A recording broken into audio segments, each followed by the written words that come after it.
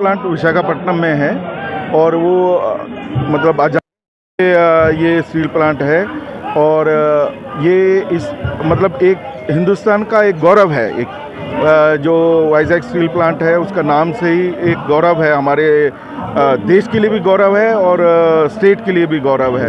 अब उसको क्या है, आप लगा लीजिए करीब 22,000 हेक्टेयर ज़मीन है उनके पास, करीब अगर 15,000 उनके परमानेंट एम्प्लॉयज़ हैं, करीब 20,000। तो अब क्या कर रहे हैं, इसको धीरे धीरे इसको प्राइवेटाइज के तरफ लेके जा रहे हैं कि भाई किस तरीके, मतलब इससे बड़ा एक एग्जाम्पल नहीं होगा कि कैसे एक प्रॉफिट मेकिंग कंपनी को, कि उसको कैसे सिक यूनिट पिछले 5-6 साल से प्रयास करके उसको सिक यूनिट बना के आज जो है उसको सिक यूनिट बता के वो बेचना चाह रहे हैं, प्राइवेट हाथों में देना चाह रहे हैं और वही होगा लास्ट में, अदानी जी जैसे लोगों को दे दिया जाएगा।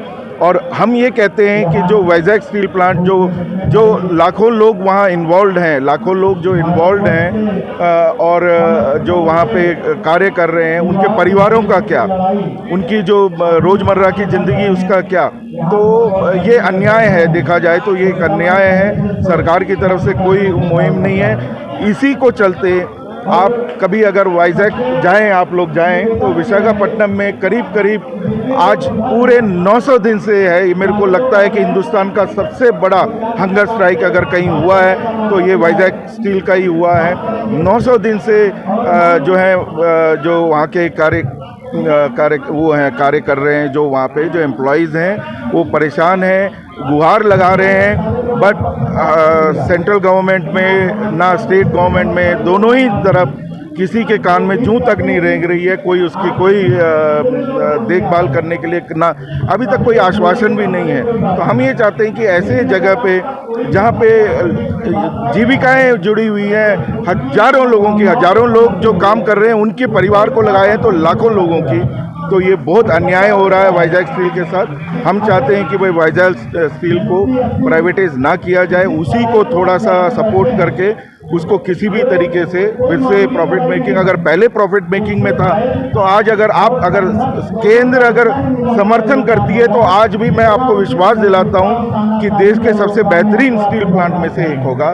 तो यही हमारी गुहार है। तो हमने एक औपचारिकता तरीके से कि आज जैसे 900 दिन वहाँ बैठे हुए हैं तो हम उनके 30 लोगों का त्याग से बना हुआ स्टील प्लांट है और ऊपर से वहाँ के लोगों ने अपना जो लैंड्स दिया है वो सिर्फ वहाँ वाइजैक डेवलप होगा करके उन्होंने वो लैंड्स दिया है और उनको बोला गया था कि उन लोगों को एम्प्लॉयमेंट दिया जाएगा करके।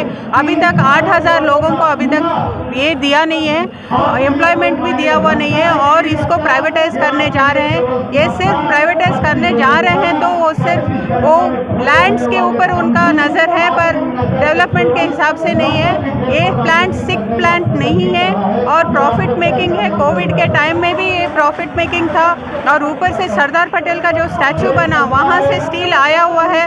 तो इतना सब होने के टाइम पे ये लोग कैसे इसको प्राइवेटाइज करने का सोच भी सकते हैं। इसको ज़बरदस्ती ये लोग प्राइवेटाइज करना चाहते हैं। और अभी अदानी पोर्ट में जो हमारा कोकिंग कोल जो आया है वो कोकिंग कोल को भी वो लोगों ने रोक के रखा हुआ है और रोज़ उनको डैमेजेस चार्जेस भरना पड़ रहा है।